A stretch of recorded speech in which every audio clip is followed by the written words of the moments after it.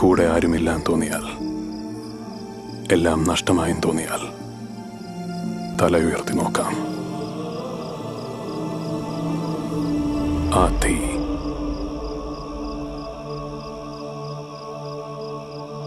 അത് ഞാനാണ്.